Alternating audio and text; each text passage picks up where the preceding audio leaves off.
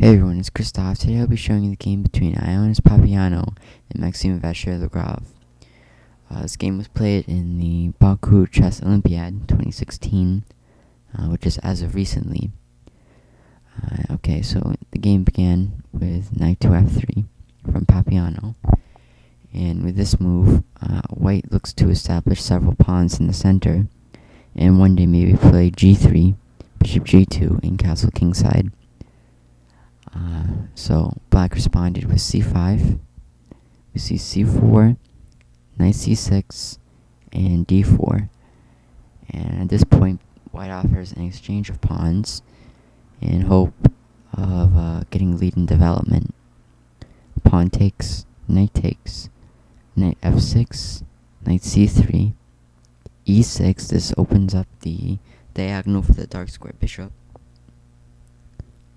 We see g3, and this is the idea I mentioned earlier with this g3 move. Now the bishop can come to the g2 square. We see queen to b6, and this opening is called the English opening, symmetrical variation. Okay, we see pawn to e3, which defends the knight. Pawn to d5, striking the center. Pawn takes, knight takes d5, e takes d5, and the pressure on the knight is withheld. In this position, white continues to develop his pieces with bishop to g2, and at this point in the game, black has several moves he can play. Bishop e7 is a strong candidate, but black finds a bit more aggressive move, and he plays bishop to b4 check. In this position, this is a forcing move, by the way, so white has to respond. And he plays the best move here, bishop to d2. So this offers an exchange of dark square bishops, but it's not taken just yet. Instead, black takes the knight. It's recaptured. And here, black castles. Now, at this point in the game, it is very important to note that you cannot take this pawn. If you do, you are losing instantly. And I'll show you how. Bishop to h3. And keep in mind with this move, if the king moves, you're going to get mated. The bishop is eyeing the f1 square, so there really is no flight square. And the question white faces is, how's he exactly going to stop rook to e8 check? Well, you really can't. Bishop to f3, rook e8, bishop e2, queen takes d4. This didn't happen in the game, but this is a variation. This is the variation that would occur if white decided to take the pawn on d5. a3, rook takes e2 check, queen takes, bishop takes, queen takes, queen e4 check, and as you can see, both rooks are now lost. The king has to move or block with the queen. It doesn't really matter. Queen takes h1, and when the king moves, you're now losing the other rook. And this is dead lost for white.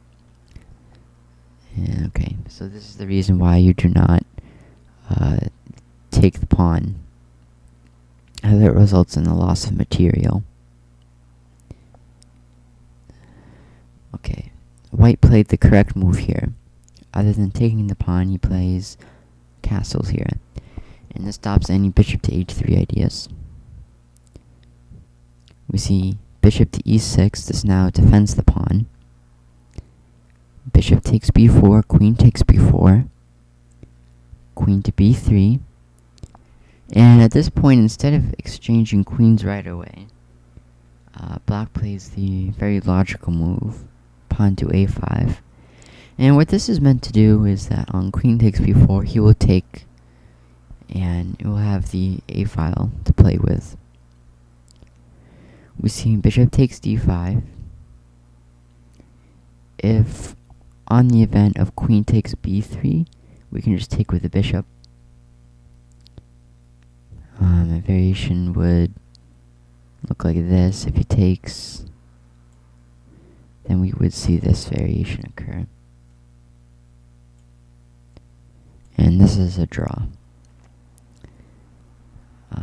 However, instead, we see the move bishop takes d5, queen takes d5, and rook a to d8.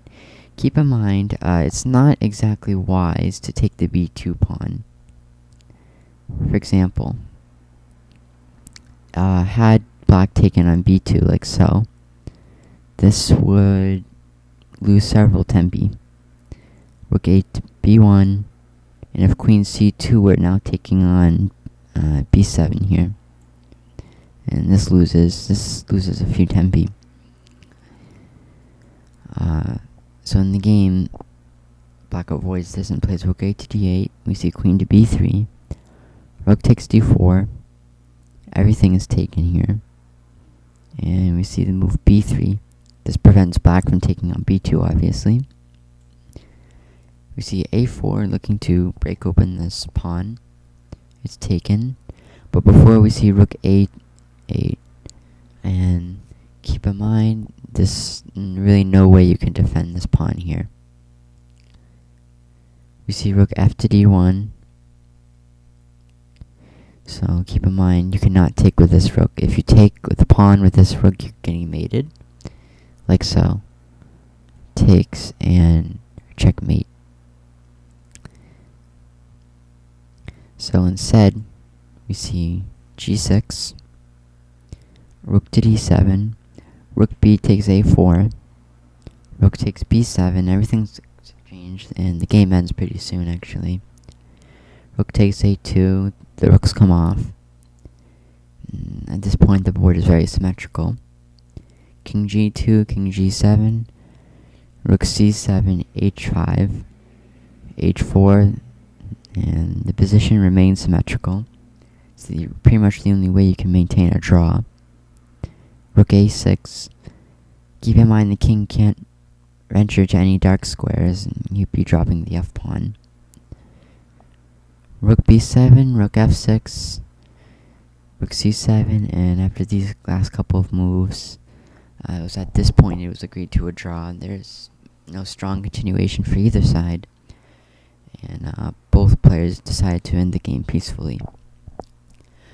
Alright, well that's all I have for you today. Hope you enjoyed this video, and thanks for watching.